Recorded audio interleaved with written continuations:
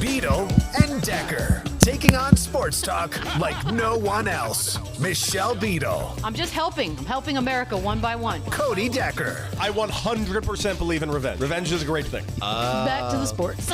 Back and ready for more. Every time I tune them out, they pull me back in. It's Beadle and Decker. Here's Michelle and Cody.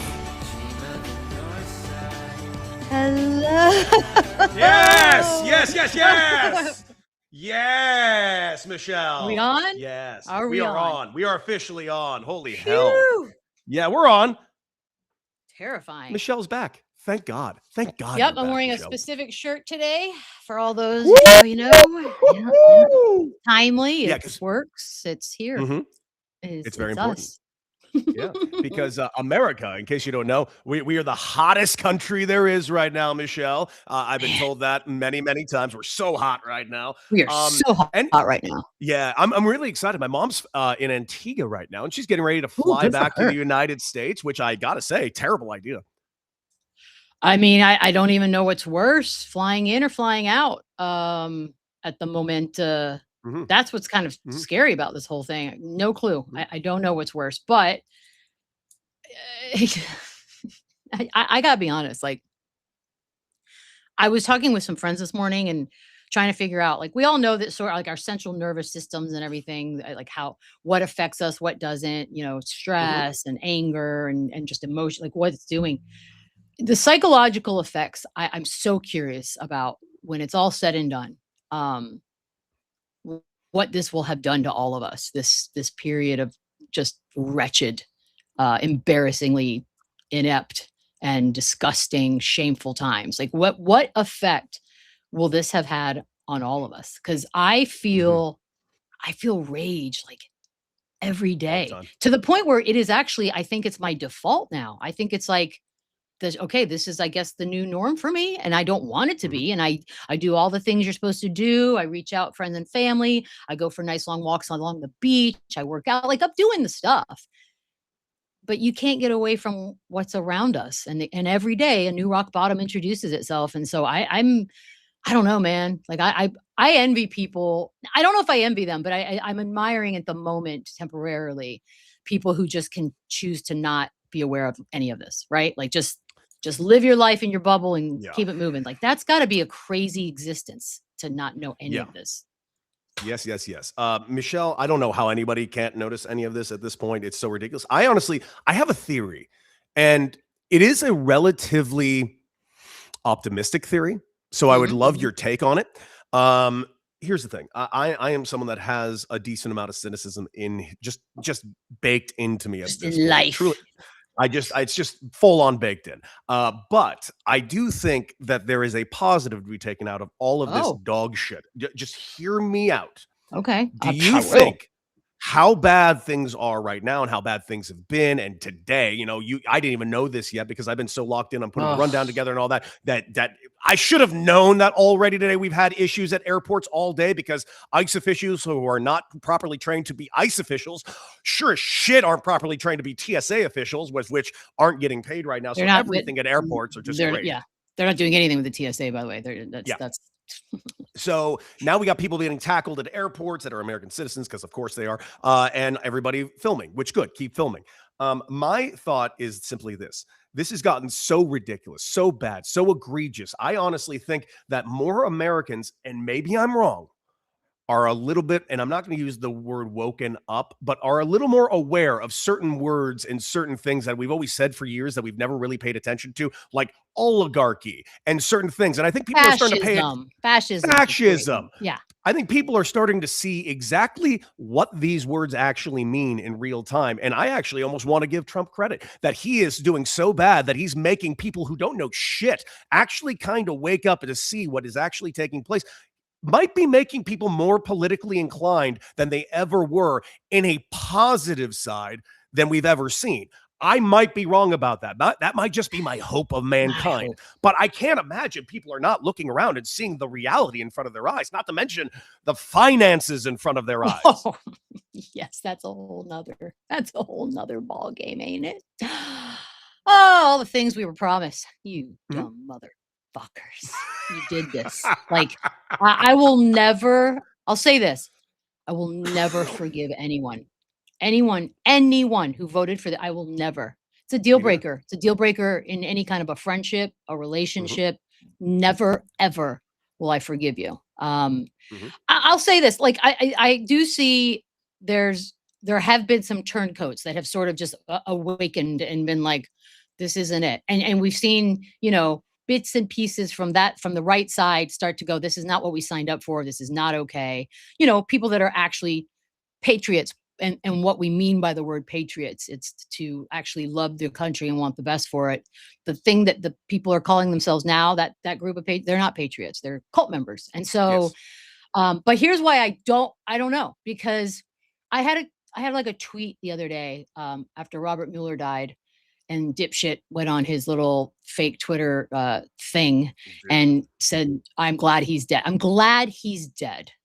Followed by other words, and I wrote about just basically the irony that this man is celebrating a human's death when he will not be around for what will be the greatest celebration, the most global celebration of the one human being's death. It will be. And like, I'm Yes. not I'm not saying that in a way, I'm not threatening anybody. It is a fact that that's what's going to happen. And there were most people are on my side. I will say that Mhm. 100%. They But are. I did see They a are. few aggregators pick it up, and I saw a bunch of people from outlets that I won't even acknowledge because they're made of misogynists and pigs. But I did see it, basically saying, "How dare you celebrate someone's death? How Oh, dare a sportscaster should know?" By the way, this is where we are. We are now at the situation where the bar for a sportscaster, a lowly sportscaster like myself, is apparently held higher than the bar for the leader of the free world,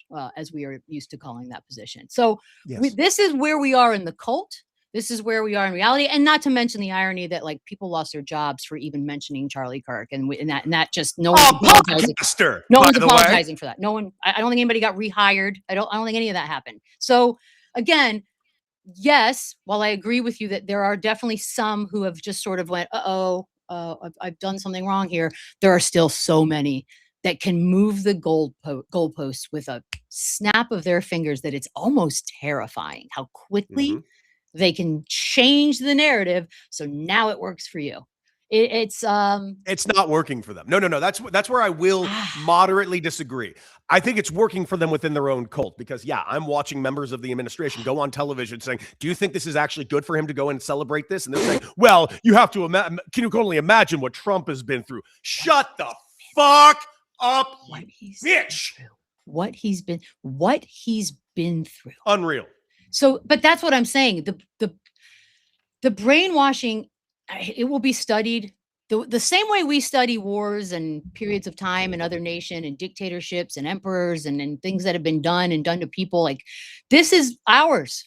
This is our big historic fucking abomination that will be studied for a really, really, really long time. All I wish, this is my true wish, and if I had a birthday cake in front of me, this is what I'd say. I hope I live long enough to watch these motherfuckers pay.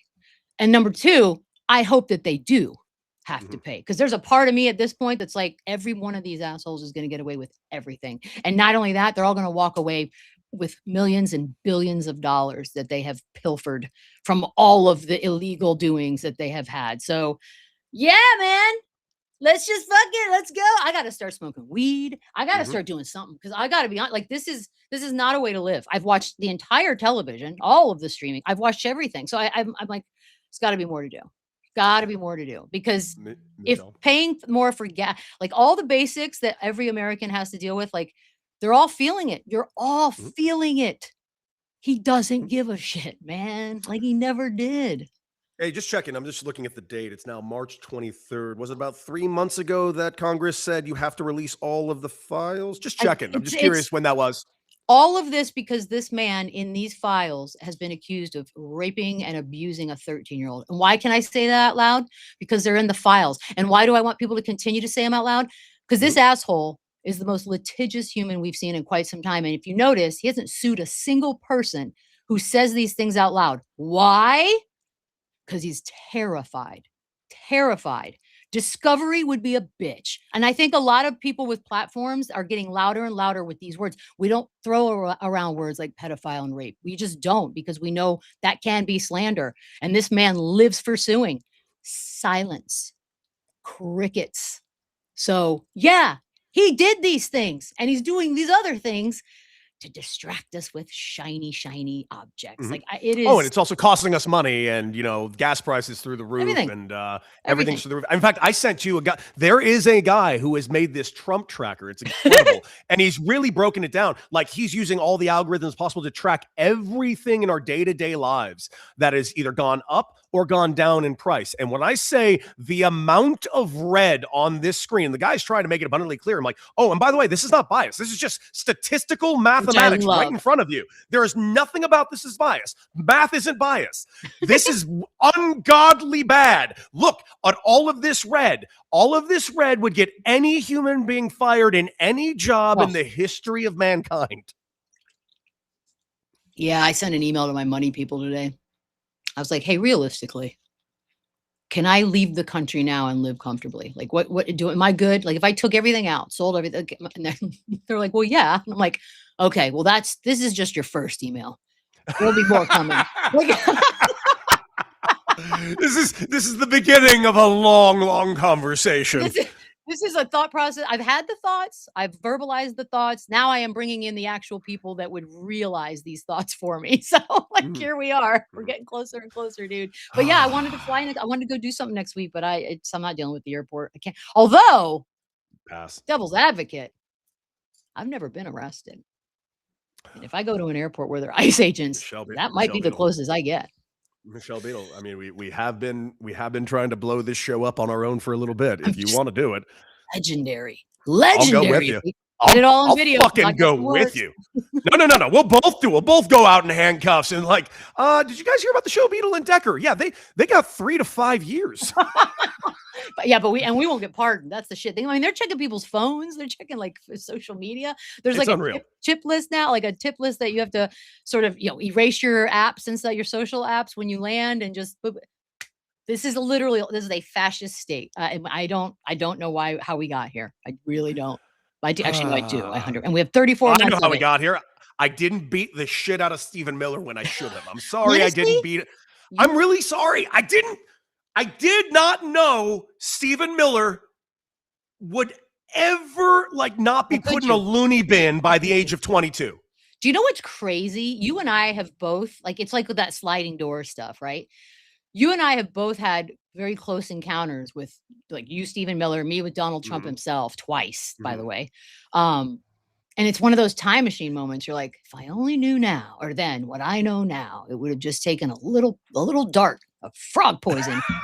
And the whole thing we could have avoided all of this. And I had 2 chances, man. I had 2 chances. Oh, God. Well, Michelle, listen, everybody keep speaking up, keep recording. I do believe somewhere in the back of my cynical brain, I do believe things will get better at some point. All right. Let's somehow talk about sports real quick, Michelle. Listen. Oh, right. Yes. This is technically a sports show, right? Hey, the East is kind of up for grabs right now, don't you think? It's funny too, because the Giannis stuff popped back up, and then so that involves the Easter. Yeah, no, my short answer is yes.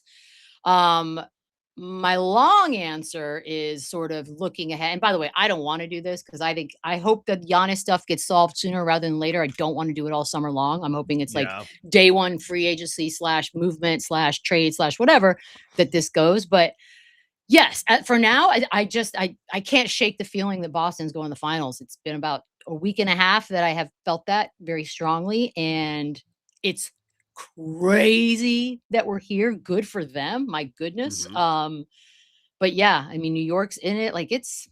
I feel bad for Detroit, honestly. The Cade Cunningham stuff sucks. It's so devastating. A collapsed lung. I know. It's one of those things too, where you're as a normie civilian, I hear collapsed lung and I'm just like, well, that's going to set me out for weeks and weeks. I can't breathe. I keep thinking what does that all mean? And then they keep emphasizing mild collapsed lung, which again, doesn't seem like those things go together, but No. clearly they do, because mild is the difference between surgery and not surgery. Yeah, but it's like a mild gunshot wound. That's what I'm saying. But if you think about it, there is such a thing. Like me being shot in True. my shoulder is different than a gut shot or heart and head. But Of course. I don't know, man. It's a bummer that it's happening when it's happening. But I am so freaking excited for these playoffs. Like Oh, man. 11 games left ish for most. I cannot wait. Do you think? I mean, because I know they're reevaluating Cade in 2 weeks from when the injury started last week, which I believe was like last Thursday or whatever it was. Yeah, I think so. Even then, do you think there's any universe that he does come back in time for playoffs or a round of play? No, I truly don't know. I do think. Well, look, I'm going off of what they're telling us too. I'm clearly not a doctor, although I've watched enough Pitt so far that I probably am kind of a doctor. But I feel like one. Yeah, no. By all accounts, he should be able to return. If not, obviously not this season, but once the playoffs start, and they are the 1 seed, and they should finish the 1 seed. They've got a nice enough little lead, but man. So he has a little extra time while everybody else sort of battles for a second. But good Lord, I hope so, man. I hope so. To have the kind of season he had where he legitimately was in MVP talks, rightfully so, the way he was, and to then have this happen now in March. Come on, man. Come on, there's no fairness. Yeah, it could be very interesting. But, Boston did drop an interesting game to Minnesota without Ant on the court. And, Jalen kind of had some, I would say, some harsh words for the team, not really showing up in that game. He's the leader. He's like the verbal leader.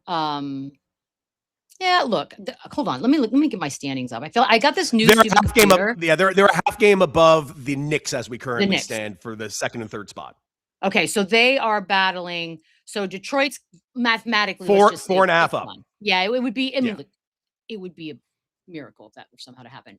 But yeah, so the Knicks and the Celtics are basically going to be battling it out here in the end. Yeah, I mean, he's not wrong. But also, it's not like Minnesota's a bad team. I get that they didn't have Anthony Edwards, but Minnesota's also a team that's battling for contention out in the West. So sometimes you just got to yell at people, sometimes and watch. They're going to come out. What is their? I don't even know what their next game is. They're going to come out in the next game and lights out, because you just need a reset every once in a blue moon. And I think they smell it. Like this went from a team that had no business being here to we're talking about them like, well, hell, they might win the finals. Like that's the far turn that they've made. So yeah, just so you edgy, know, man. It's edgy. is. But just so you know, their next game is against the OKC Thunder. Oh, damn. Not exactly the easiest of comebacks. Good luck. And then we got Detroit versus Lakers tonight, which I'm really excited about. Thanks for bringing that up, Chad, because there's a couple things here. Listen, I know I'm a Laker fan. I know I'm a bit of a Laker homer, but I've said it many times to you, and I do think you agree. I am a little more realistic when it comes to the Lakers, but we can't ignore this anymore, right? They are playing so fucking good. They've won 9 in a row. Yeah. LeBron, this LeBron trio that couldn't play together seems to be doing just fucking fine all of a sudden. Yeah, I don't know what happened. I don't know if he woke up one morning, complete buy-in to all of the things. I mean, it's so funny because in the morning we play, video B-roll of the games, and it's like every time I look up at the screen, it's LeBron James is just a dunk like he's in his 20s. I'm just he looks so mesmerizing. Good. So no, I've said it before. I did a hit with Mason Ireland out here in Los Angeles on their radio show, and I was like, I am scared.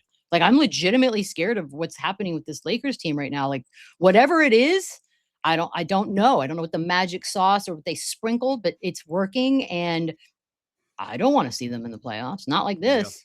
Yeah, not like this. So they're looking damn good. They're a lot of fun. But I got a couple of questions for you. How's Luka doing? Like he's lost even more weight since the breakup and I guess the upcoming custody battle. I was gonna say which breakup? The Mavs breakup? Yeah, or his wife? I'm talking about his wife at the moment.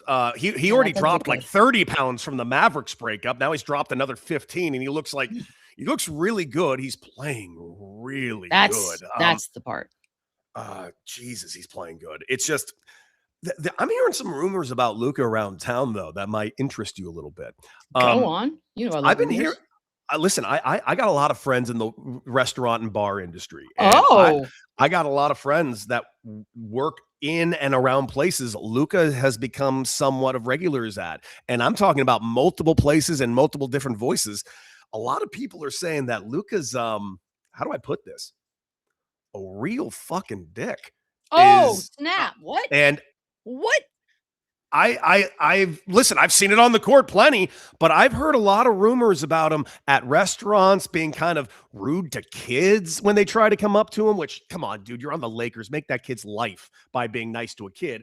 Where's he going? Like, I'll tell you some of the restaurants off the air because I don't want people to go to these places and actually cause problems. But I will. I do. It's hilarious if they do that. But also, I've been hearing this rumor, and this is the one that's really kind of bothering me more than the F them kids attitude of Luka. It's more apparently he's a shit tipper. And Okay, so I was going to ask. I was like, I thought that's where you were going. Apparently, he's a real shit tipper, like less than 20%. We're talking no tipping Pippin shit. That's some Tommy Lee Jones stuff right there, That's man. That's some real Purdue stuff right there. Bro. And I'm naming them because I waited tables and I know for a fact. Okay, so when you initially started this story, I thought that that's where you were going. I thought it was like he's rude to wait staff and servers and what have you. And I'm being told. That's a red flag deal breaker for me immediately. No explanation, don't even try it. The kid thing, whatever. Bugging people at dinner, I'm hit or miss. I'm willing to accept that one a little bit more, but the no tipping thing, no, you can't do that. He should be tipping 50% basically everywhere he goes. Like that's the kind of level you're at this point, bro. And by the way, and if you don't want to do that, fine. But 20%, you're not even doing that is mind blowing. That's not a cool rep to get at all. No. It's not, because hear me out on this, Michelle. It's not just that he's in LA, and obviously he's going to be in LA for a long, long, long time. This team is going to be built around him for a long, long time. It's one thing if you go to a restaurant and you're tipping 15 to 20%. Yeah, Luka's not doing that. Luka has like bodyguards calling ahead, putting him in like private spaces ahead, and then he's not tipping enough money. Allegedly. Luka, open up the wallet. You're fine. I know this is juicy. Like he's clearly personally going through some stuff at the moment. Even if you take half of what the internet's saying, it's probably not very enjoyable to be him when he's not on the court, which is also crazy too. Like kind of explains a little bit. He's locked in. Like, because think about it. If all this shit's happening, right, in your personal private life that you have to deal with when you're not in uniform, you dread not being in uniform. You're just like, this is the shitty part and I don't want to deal with it. So when you're on that court, you're like, that's you time. And it's showing in the numbers. He's like, what is he averaging? Like 40 in this stretch? 40, 40. So yeah, I mean, I don't wish personal shit on most people. There are some that deserve it. And we all know that, but I don't know that he's one of them. It sucks. Right. And his kids allegedly are far, far away and all that bullshit. I can only imagine. Yeah. So, but man, you just got a tip, dude. I don't give a shit. I don't care. You went out. You made the choice to go out. And part of that is this unwritten sort of contract between customer and employee that you're going to tip. And especially when we all know who you are, you got to tip. It's bad. The restaurant industry talks to each other out here, buddy. You might want to start tipping. All right, let's get over this because I know we are both novices when it comes to this a little bit, even though you're a big basketball fan. But listen, March Madness is upon us. I do have a bracket out there. I am watching games, but I'm not going to sit here and say I'm living and dying by watching these games because I knew my UCLA Bruins were not going to go very deep this year. But I do want to bring up what a lot of people were calling the dickhead ball yesterday, which was, of course, UCLA versus UConn. Two men that do staggeringly look like just living penises in suits. That's fair. I don't know what to say other than it was a game for at least the first half. Second half, UConn ran away with it. But Mick Cronin after the game, and I did want to see some other people's thoughts on this morning, so I even turned on Cowherd a little bit because I know he's a big Cronin fan. He has him on his show a lot, and I understand, speaking well of Cronin, but just on that regard alone. But Cronin after the game was asked, "What can you do to get out of this?" And he was very bitter after the game. He's like, "I need $5 million more." And when he said that, the next question started asking, and then he kind of leaned in. He's like, "I want to make it abundantly clear that was for the players, not for me." So what he's talking about is the NIL money. And he's been on this big thing about since they've gone over to the Big Ten, UCLA just can't compete in NIL. And there might be some Okay. validity to that. There are other teams in there that definitely get a lot more money from their boosters. And Los Angeles, UCLA is anything but the only thing in town. But listening to Cowherd kind of describe it today, he's like, yeah, it's a public school and they just don't get the money. It's UCLA. They're in Bel Air. That's on Sunset Boulevard, and they have a lot of alumni that give a lot of money. Yeah. So much so that I decided to do a little bit more of a deep dive into this. Yes. And so when it comes down to it, Michelle, here are the actual numbers. Now, none of this is being widely reported, but it's being estimated right now. And these are the top tiers when it comes to the Big Ten themselves. These are the elite schools in their spending. Indiana, Ohio State, and that's apparently it. Michigan's up there as well, but apparently, according to these reports, elite Indiana and Ohio State are up around $8 million. UCLA, Michigan State, Illinois, and Oregon, they're about $6.4 million, which says that puts them in the tier of high. Yeah. Purdue, Michigan, and Maryland, they're mid. They're spending allegedly less money than UCLA in NIL money. So my question is, where is this narrative coming from that UCLA is broke all of a sudden? I went to UCLA. I've been on the campus many times. Westwood is a very beautiful city. There's money. What the hell is this weird argument that UCLA just simply doesn't have any money? Also the timing of saying that out loud is a little weird on his part as well. It's very, very uncouth, if you will. Yes. I don't know. I mean, I don't know. He may not have realized, although no, there's no way. You have to know your surroundings, the inner workings of the rest of the schools in the United States with NIL and basketball programs that are comparable. So I'm not going to sit here and be like, maybe he doesn't realize that he's not that far off from the top. No, he does. So I don't know. It's not a good look. I'll say that. But yeah, you're not far off from the others. And by the way, if you can't budget or can't figure out how to spend wisely, then you can give you infinite money and you're still going to screw it up. Like that's the thing my dad always used to tell me. If you don't figure out how to use the money, doesn't matter how much you make, you're going to blow it either way. So I don't know, man. It's not a good look. I find him exhausting. He is very exhausting. Here is what the digging I did today. Average Big Ten roster cost an estimated $8.5 million this season. Crazy. UCLA's market position, UCLA widely reported being operated as a basketball NIL budget around $4 to $6 million. Now, is that lower than certain averages? Yeah, but I mean, I just don't understand the arguing that UCLA is poor. I get that it's not a private school. But these are donors. Donors can just donate to whatever the hell they want, can't they? Also, stop. University of Texas is also a public state school. And I don't believe anyone looks to them and says, poverty. No chance in hell. So stop. Just stop. Yes, you are technically, by definition, a public school. But that stops there. Any sort of discussion about what it means to be a public school stops right there. So, just figure it out, man. You need to do a better job. Like UCLA doesn't have the pop that it once had. So maybe that's part of the problem. There's no zhuzh, there's no sassy, there's no sexy to UCLA basketball, which is a goddamn shame because historically we all know who they are. So that's part of it. There's the culture of UCLA basketball. You got to fix that too. So I don't know. Maybe he's not the guy. Also maybe he's not the guy to do that. I have no idea. But asking for money after you're done is kind of a bad look. Yeah, it was, kudos, bro. Respect. We lost. I need $5 million. Is a wild thing to say in a press conference, but hey, I do. By the way, is your Final Four still alive at all? Yes. Here's what I got right now. These are the teams I still have in. I still have Arizona, who I have winning it all, and I have them beating. Who did I have them beating? I have them beating UConn, and both are in there. I have Arizona beating Duke still in, and then I still have Michigan in. North Carolina is the one that kind of busted my Final Four, but what are you going to do? I'm 173. I don't even know how to say this. This ought to be good. 173, 332nd is where I currently live. You're right there. Which is kind of crazy though, because it makes you realize how many people signed up.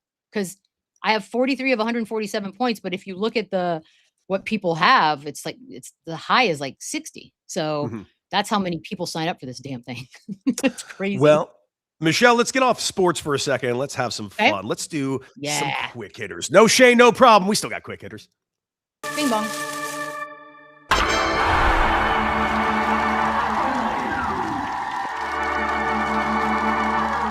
All right, Michelle. Question number 1. Project Hail Mary absolutely No. crushed at the box office this weekend. I have not seen it yet. I really do want to see it. Mhm. But this was an original property. And when I say original property, I do want to kind of take a step back on that because I do think that gets a little lost in the. It was an original property in that it's not part of a franchise or a larger overarching property. It is, Okay. however, based on a novel that is Wait, called when you say Project Hail Mary. property, like what do you mean by that? Something along the lines of, say, Barbie, which is an already established property. The Okay. Marvel Cinematic Universe, established properties. Got it. Lord of the Rings, established properties, franchises. This is only one of 2 things that don't have that this movie has made $80 million this weekend. There's only 2 movies in the last 10 years that are quote unquote original properties that made that money in an opening weekend. And that is this and Oppenheimer. My question for you, Michelle, because this is how Hollywood is. Whatever's new is actually Oh, old, and no. whatever's old is new again. Do you think that this is a wave of the future that we're going to start getting more original properties in cinema, and if that will help cinema?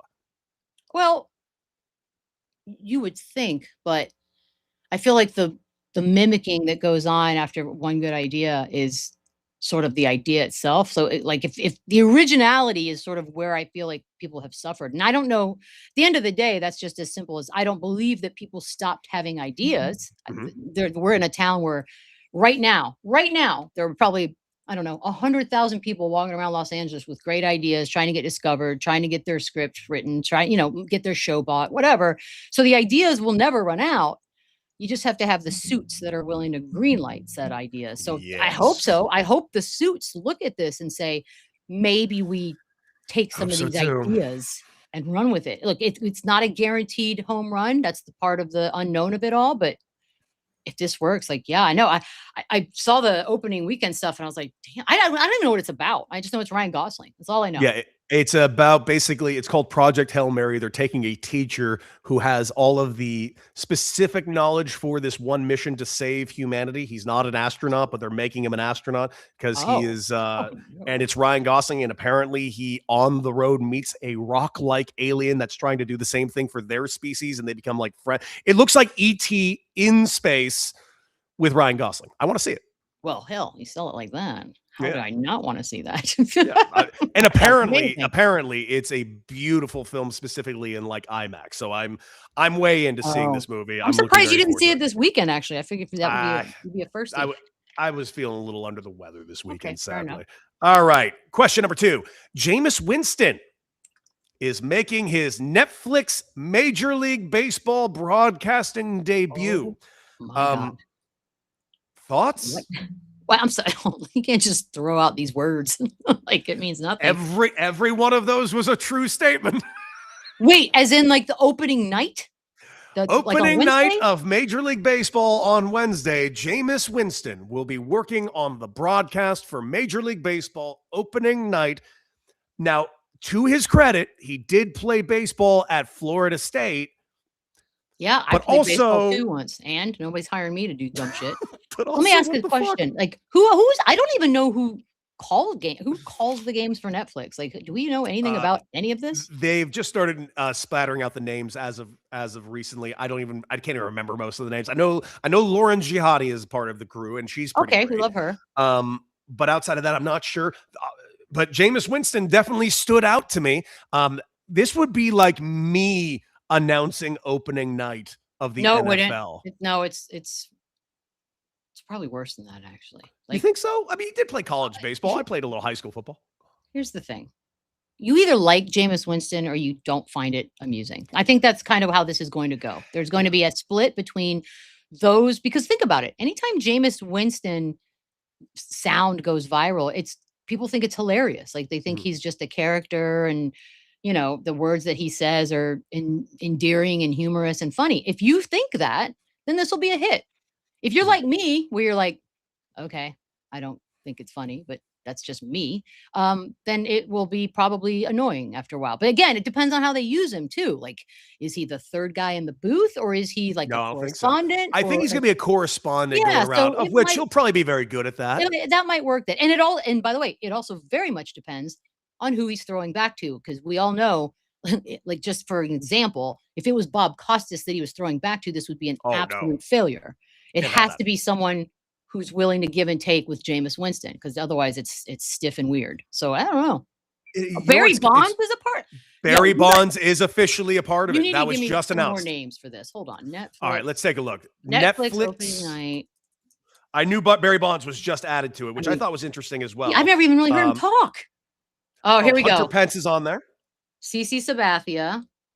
L. Duncan is hosting with analysts Barry Bonds, Albert Pujols, and Anthony Rizzo. Lauren Shahadi reporting. We like that. We love L.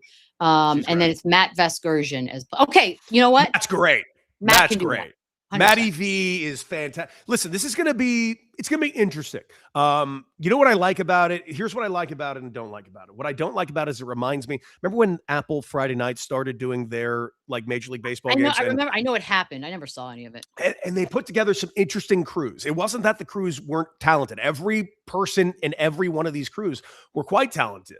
It was just, I felt like they were just miscast. I remember Hunter Pence was doing it with Katie Nolan. I remember going like, I like both of these guys, but I just don't think this works for this. And that's what this idea kind of sounds like. But you got Matty V, you got Lauren Shahadi. This is going to be okay.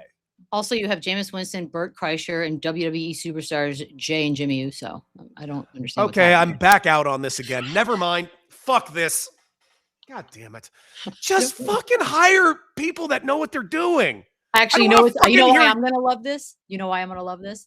Why? If the old heads can figure out how to open up Netflix to watch this in the first place, they are going to be screaming at clouds at this debacle. Actually, I don't want to call it a debacle. It's a spectacle. It's not a debacle. I have no idea what it's going to be, but it's a spectacle no matter what. Before I've even seen it, just reading off those names, that's a spectacle. That's going to be where I'm going to live, is the results and response. I mean this from the very bottom of my heart. I hate that we're bringing wrestlers into this. I get it. You have Monday Night Raw. It's because they have Monday Night Raw on Netflix, and they desperately bring in wrestlers we like. Ain't nobody like Jay and Jimmy Uso. Shoot, they really don't. I've been out drinking with these two. They're dicks. Shoot, I don't even think they're fun. I don't like them I don't even like them on the microphone. If I have to hear the word yeet one fucking time during this baseball, God damn it! I just want to watch a baseball game. No, I'd rather listen.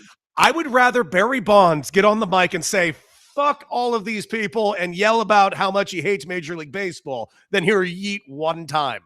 I'll be honest, though, having now discussed this out loud, if I remember to turn it on Wednesday, like I might tune in for a few minutes just to see how this all plays out. Look, I love the two women involved. Like they're fantastic. They're great. Yeah, and Matty V. Like, listen, Matty V's good. I'm good with him. He's a pro's pro. Mm-hmm. But kind of excited. But the Usos, by the way, Usos aren't known as mic dudes either. Like they're not like mic wizards in wrestling. They're the one dude barely says 3 words. Yeah, like get Roman Reigns out there. That guy can at least command a mic. Like CM Punk, Roman Reigns, LA Knight. Like these are all people who can speak into the microphone in a way that's hilarious. Please no Cody Rhodes. I do not want to listen to Cody Rhodes. Well, he's a little cheesy. Yeah, I don't want to have him lisping through the entire broadcast. It just drives me insane. Well, okay, you know what? You sold me on Wednesday night Netflix. Remind me to tune in because we have a show on Wednesday. You know what? We'll talk about it then. Yes, we will. Yes, we will. Okay. Shia LaBeouf, after destroying New Orleans, is over in Rome destroying Rome. Michelle, are you furious that this man is in Rome destroying your hometown? What is he good at? What's he doing over there? What's happening? He's lost his fucking mind, man. He really he might have. I saw that video of him just yelling at a stranger at the next table. He's just lost it, man. I feel bad. He's got the child star-itis, and what sucks is, and this is what really sucks, and I mean this from the bottom of my heart. Shia LaBeouf is like extremely talented. He is just fallen off a cliff. Okay. I don't know what to do with this. He's It's kind of sad. I don't even know what it's fueled by. Like, I have no clue about his personal life. I don't know if he's partakes in any extracurricular stuff. I don't know he's gone through, I don't know if he's going through a divorce, but he's been separated from Mia Goth for about a year, his wife. And Okay, a year, dude. Get over it. Jesus Christ. yeah, might be time to move on, my guy. All right. This is actually my favorite story taking You place. know what? But to answer you, Rome's stood for thousands of years. Ain't no Shia LaBeouf gonna do nothing. Good. Michelle, this is my favorite story in all of sports right now. Major League Baseball players are going through a significant amount of shrinkage. Oh, go on. Michelle, almost every Major League Baseball player, not every Major League Baseball, but a lot of them, let's say a hefty percentage of players, all of a sudden have shrunk in size by 2 inches. Okay, because what are we talking about? And I'm talking about their actual height, not penis. Okay, well, God, it could have gone either way. Well, maybe their penises have shrunk too. I don't know. They've been claiming. I would like to give you an example. Gavin Lux has been 6'2" for the last couple of years. Well, this season, now that he's joined a new team, he's all of a sudden 5'11", and he's not the only one that has dropped 2 to 3 inches. And here's why it's amazing. The reason why the reporting's changing, and I'm also a little mad at it on my end, and I'll tell you why. Because I was always 5'11". I'm still 5'11" now, and I'm furious that no organization didn't tell me I could just fucking say 6'2". I'd have been saying 6'2" for a decade. Where have you been? You can was lie about your honest. height forever. Ever. They I lie don't. about everything. And basketball lies about it. Football lies about it. Everyone lies. Well, I probably could have played longer and got paid way more money if I just said I was 6'3". But why are we discovering it now? Like, who's holding them accountable? It's funny you ask that. It's because due to the new ABS challenge system, actually being accurate about your height and you being shorter means, guess what? Strike zone gets smaller. So to help out one's career now going forward to get a better strike zone, all of a sudden, I'm 5'11", baby. That strike zone's a little smaller. That is hilarious that's how we got here. Oh, it's like the dating apps. Everybody lies until you see them and you're like, okay. I guess I'm the weird one. I guess I'm the weird one for being the only guy that's just honest about shit. Yeah, well, look, once you start lying about stuff like that, like, ugh, how exhausting. You got to remember everybody that you told this lie to and then keep up with it. So there's a beauty in honesty. But that's freaking awesome. Michelle, about 5 minutes before the show started, we got some breaking news. I guess he ain't retiring because Travis Kelce just signed a 3-year extension worth $58 million. The first year, I believe he's getting $15 million with about $3 million in incentives. But ladies and gentlemen, I guess we can finally stop mentioning the retirement. He's planning to run this back another 3 times. Holy shit. I thought we were all agreed that it was just gonna be 1. How do we get to 3? I was blown away too, but apparently Rap Sheet is putting it out there that it's a 3-year deal. And hey, listen, he's here to stay, which means, what do you think the Chiefs are in the next couple of years? They are kind of starting to re-up some players. They made a couple of nice moves. They're getting Patrick Mahomes back. He gets his comfort blanket back in Kelce for 3 years. You think he finishes the 3 years? Ooh, I don't know. I don't know either. I think I'd bet against, but I would bet against too, but it's something.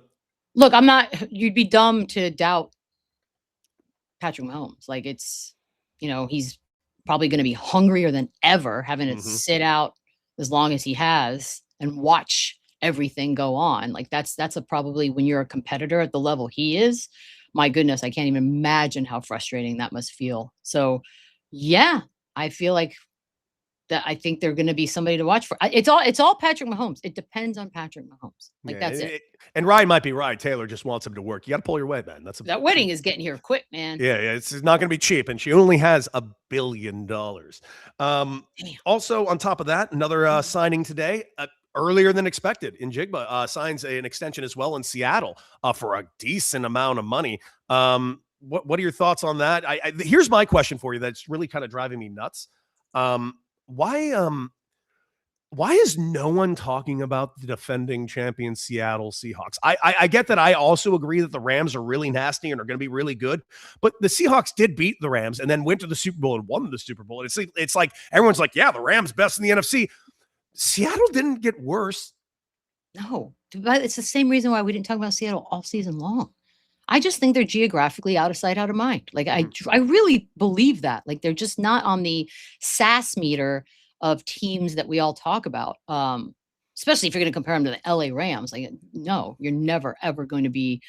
What is it called? Q score? Was that the thing about like how popular you are? Yeah, you can't compete. It's apples and oranges. So, but again, and I thought this all season long. I think it's, if I'm them, I love that. Good. Yeah. Ignore us. Ignore us. As long as we're the last one standing, I don't care whether you talked about me once. Just fine.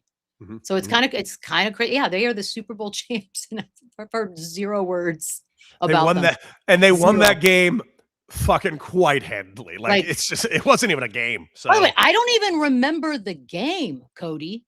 I remember halftime. I remember Green Day. I don't even remember the game.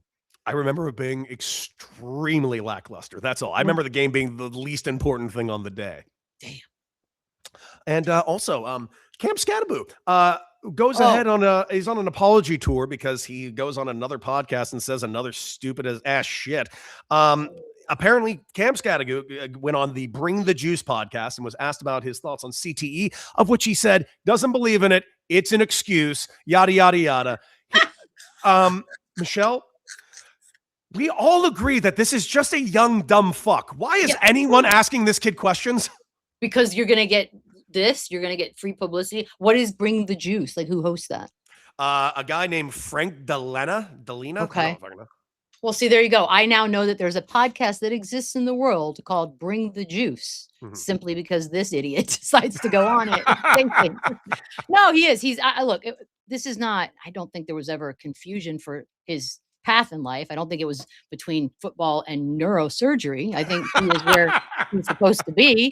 But yeah, it's also hard to hear from a young person. It's kind of like, oh no, are we going backwards? Like, are the youngies like not believing in this now? We're gonna have to retrain the next generation about what this can do to you in your, because when you're his age, you don't think about anything past 30. You know, like that's all old stuff that you don't even have to deal.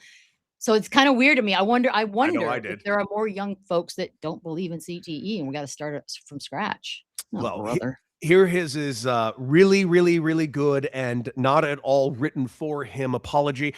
I recently did an interview and had a lapse in judgment. Yeah, no fucking way he wrote those words, which resulted lapse in judgment. He has never used the phrase lapse in judgment. I cannot stress that enough. 0. I recently did an interview and had a lapse in judgment, which resulted in me making a tasteless joke about CTE. Oh yeah, and then he went in on asthma too. What about asthma? Oh, the question was, do you not believe in asthma too? He's like, no, dude, just breathe air. Please tell me that's not real. Michelle, that's not real. That's like a direct quote. That's the same clip. Oh my God. Yeah. Can I, if we're already in a fascist state, can I go ahead and put in sterilization for some? Please. If we're gonna just go for it. Can we go for it? Like this dude can't breed, right? Like unless hold on, the partner with which he breeds has to bring the IQ up significantly. She has to be in Mensa. She's got to be 150. I know that's the highest of the high. Got to be up there, and it's got to, and even then you're not guaranteed. You know you know how genes work, but fingers crossed. Yeah, this is unbelievable. Yes, CTE is something everyone should watch out for. The end, especially if you play. Already have it, especially if you're a running back like Cam Scattaboo, who's just running headfirst into walls. Yeah, he might have it. He might have the beginnings of it. Who knows? He legitimately asthma. Just breathe is fantastic. Yeah, like that should be on a shirt. Yeah. Just breathe air, bro. Oh God. Anyways, it's funny because this actually somewhat leads into my shiggle.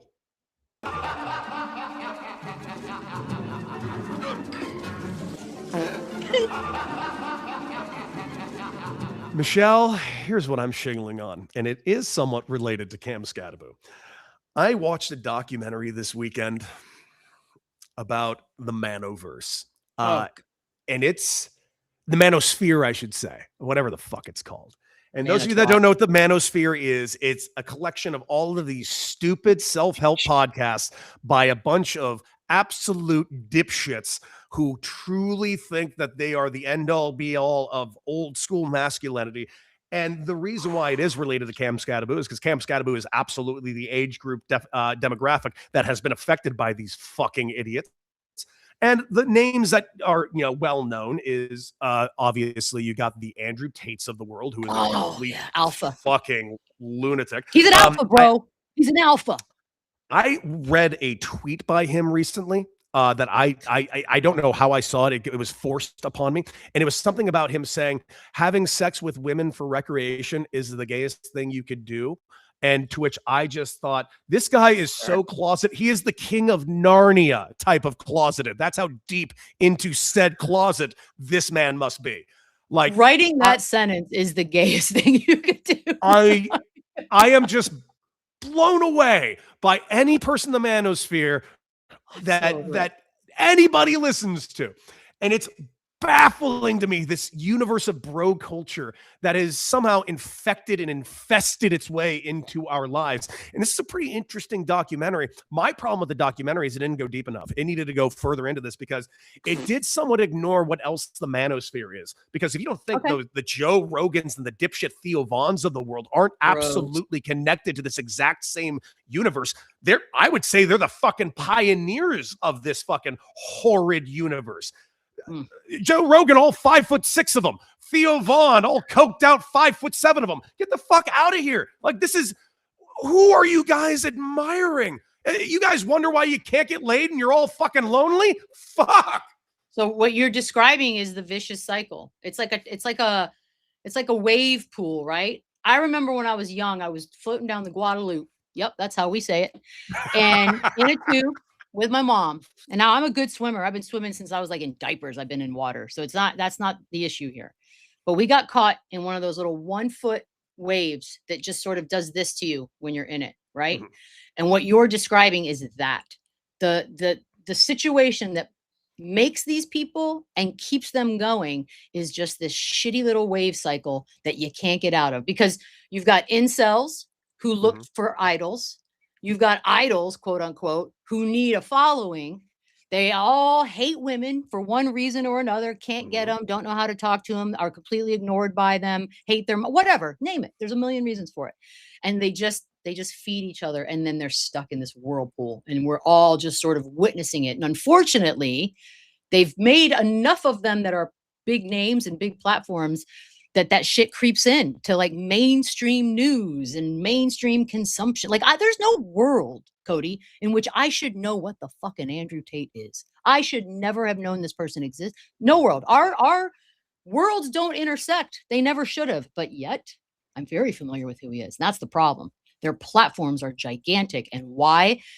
Because there are enough of these idiots, these losers. By the way, there's a bunch of them walking around airports right now with vests on that say ICE on them. That's part of this, right? Mm-hmm. It's insecure little men who are threatened by, name it. Name the group that they're threatened by, because you'll never run out. They're threatened by everything that's not them. And so, and by the way, just a side note, like I'm no one to say a dude's handsome or unhandsome. I appreciate anybody who's attractive or not attractive.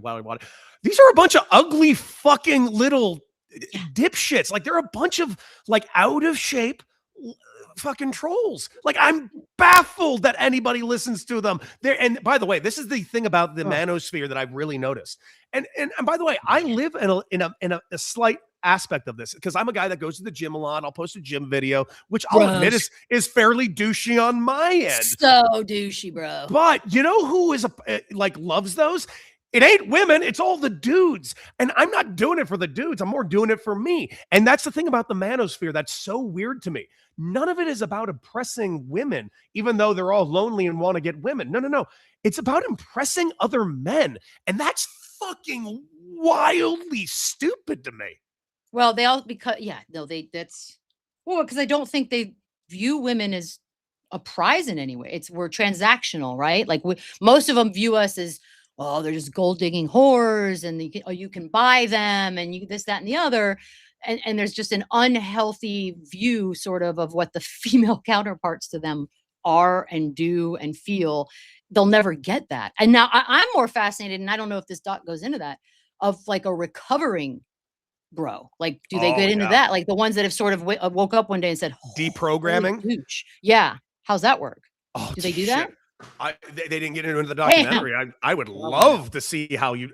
That's a hell of a question. We need some serious psychiatrists to find, like, to tell us how you can deprogram people in the manosphere, because I sadly know too many people that fell victim to the manosphere. Because with like radical, it's a radicalization. I Yes. mean, I know we try to save that word for terrorists and whatnot, but it really is like these kids weren't born this way. Like there's something got to them. Something spoke to them that's super unhealthy and dark. And now here they are. That is radicalization. So you can be deprogrammed. I'm just wondering. That's the doc I would want to watch. If they do a part 2 of Manosphere with like rehabbed douchebags, I'm all in. I'd like to see that actually. That being said, I thought the documentary, the documentarian, when he was on these things with these guys, and these guys were like, "Yeah, we're gonna get him. He's out here to get us," and yada yada. And all he really did, to his credit, he didn't really shit on them. He just asked them very simple and direct questions, even on their podcasts. Like it was, and just to see them freak out by the very honest questions were just like, I can't imagine a young man admiring one of these dudes in any way, shape, or form. It's baffling. No, it's you think you're having this reaction to it. Imagine being a woman and knowing this exists. It is fascinating. It's fascinating, but it's gross. It's why we're like, I know we joke about it, like more women chose the bear over a man, but like there is a reality behind that. There's a sentiment, a growing sentiment behind it that is just, we're just over it, man. Like we're exhausted. We're exhausted from top to bottom of this bullshit, toxic masculinity, most of which is being perpetrated by little bitch betas, but we still have to listen to it, which is infuriating in and of itself. Cause I don't want to hear some unintelligent double figure IQ dickwad talk. Like, I don't want to hear you. You have no opinion that I'm interested in. You don't know shit about shit. And yet somehow you've made it into my feed and I don't know why. And so that will be nice when they're all gone. Can't wait. Can't wait. And by the way, I know, guys, I kind of look like them. Sorry, I can't really control that one. Infiltrate if you wanted to. You could do something like you could do an amazing, like, year-long sort of undercover documentary where you infiltrate one of these dicks. I kind of like this for you, actually. Please use a different word other than infiltrate those dicks. Nope. That's the only way I can put it. The only way the English language will allow me to tell you what I need to say. I'm so sorry. Here we are. Cody's gonna infiltrate the dicks. He's infiltrating dicks right now, guys. So leave him alone. Yeah, I'm busy. A lot of dicks to infiltrate. Oh, I'm so over it. I'm over it. I'm just over it. I'm exhausted. I joke every day with friends, like, if I could flip a switch and be a lesbian, would have done it yesterday. Would have done it fucking day. I get it. And alas, I can't. I'm sorry. Damn it. We are the worst. Are you shiggling on anything? Okay, I don't know if you saw the story about the dogs. I believe it's in China. No. Oh my God. It is 7 dogs from a little village in China who were abducted in some like weird trade truck. They were basically kidnapped. Now, where they were going, I don't even want to know, but like they were taken from their village, all 7 of them. The breeds were golden retrievers. There's a Labrador. There's a Pekingese. There's a German Shepherd who's hurt. And there's a Corgi. These little perfect rat bastards figured out a way to get out of the truck and escape their abductors. And there's video of them, this little group of 7, just on the street being led by, well, let me ask you this. Who do you think's leading of the breeds I mentioned? Oh, give me that one more time. You got Pekingese, Labs, Golden Retrievers, Corgi, and a German Shepherd who's hurt. All right. But you just said 3 animals that obviously that was where your ears would go. You hear Lab, possibly German Shepherd. Yeah. Kind of a leader thing. A Golden Retriever. Sure. Please tell me it's the Corgi. Please say it's the Corgi. It's the Corgi. Let's go, Corgis! And when I tell you, when we get off, you have to watch this video. It's a little pack of 7. Now, the beautiful thing too is that they're making sort of like a protective circle around the German Shepherd, like just because he's hurt. And there's footage of them like crossing fields, like people are trying to get them. They're like, no, they know where they're going. They're on their way back. It is the most beautiful thing I've seen in some time. And I've seen people do like, oh, do an animated version. No, do this version. They exist already. They're alive. Let's do this version. The fact that the corgi is just like, come on, guys, I got us. It's my favorite. It's honestly the best thing I've seen in a minute. I It's can't just stress a enough. beautiful video. It's a much darker version of Homeward Bound, but I want to see this movie. I know. By the way, 7 of them. Like, how in the world? It's awesome. Corgis, baby. But Awesome. and then we're thinking like, because when corgis walk, they have like a hypnotizing little butt swing. Oh yeah. So he's just like, follow me. But actually, you know what? I don't know if it's a girl or a boy. I'm gonna assume it's a girl dog. Actually, I haven't confirmed that. I'm still waiting. I'm efforting, but watch the video. You'll die. Any dog person watched this and was like tears of happiness. Cannot get enough of this. All right, this has been a great show. What do you say we go ahead and reflect? Oh yes. Reflections. Michelle, what are you reflecting on today? Could be a lot. Could be fucking anything. It's okay. You know what? I know what it is. I know what I'm reflecting on. I need to get better. And by that, I mean, quite simply, I am so addicted to these AI, whether it be fruit it's or cats, or now we've got toothpastes and toothbrushes. We've got plugs and chargers. We've got AI. What did I see the other day that I was like, oh, that is brand new. We also have just AI like people, like it's an animated thing, But I have found myself like shamefully just caught myself in like hour number 2 of straight scrolling through AI fruits. And I'm like, the stories are ridiculous. It's the strawberry, apparently, little known fact, is the whore of the fruit world. I did not know that, but I do now. This bitch will sleep with anybody and get knocked up by all the other fruits and just have no apologies for herself. I'm like, okay, girl. So I'm addicted to the point where I can't get it off my phone now because the algorithms got me trapped. I can't get out. I have to walk away, but just when I think I've seen every possible storyline, and the worst part is I've been sending these posts. Oh, I know. In text message so I can share them. Oh, you've been sharing them. I've been seeing the weirdest shit of my life on your feeds. I know. It's I can't. If I got to see it, y'all got. And people didn't have any. Here's what I think I learned this weekend by posting that, Cody. We forget that our algorithm is not necessarily somebody else's algorithm because the number of people who had no idea. I've never seen any of these. Exactly. I've been sending them to people just because I'm like, I now want your algorithm to get jacked because it's only fair. But like, I just assumed we all were watching AI fruit bang each other. Like I had no idea that not everybody's in yet. But guess what? You will be because I see more and more like mainstream people that we would recognize addressing it. So it's blowing up. I don't want it to, but it's blowing up. I love this origin story on how Cran Strawberry Ocean Spray was born. Oh no, there's no goodness at the end of these tales. They murder like each other for getting pregnant. They're dark, man. They're dark. Michelle, fruits are dark, bro. Fruits. You posted one about a fart, poo, and pee having a love triangle, and excuse me, that's Pupito and Eureka, and you need to fucking respect their lives. I watched that video and I actually reached out to you because I thought it was a cry for help. Yeah, well, there's more coming where that is. Don't worry. I've got about 13 that I sent to myself over the weekend. So I got to edit them down and I'll post them soon. By the way, you're all welcome when you watch this fucking madness. The one that I had, the one with the broccoli fondling the carrot's breast. By the way, you want to know what the backstory that ends up being? I'll tell you. Do. That old ass broccoli, she's an old rich bitch who buys this young little carrot who's desperate for money as like her gigolo. And then basically he knocks her up at like 60 because it starts with, I'm a 60-year-old pregnant woman. I'm like, you're broccoli, bitch. Shut up.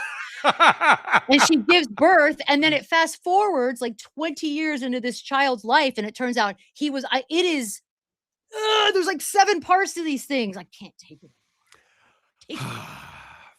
Kill me. Anyways, what's yours?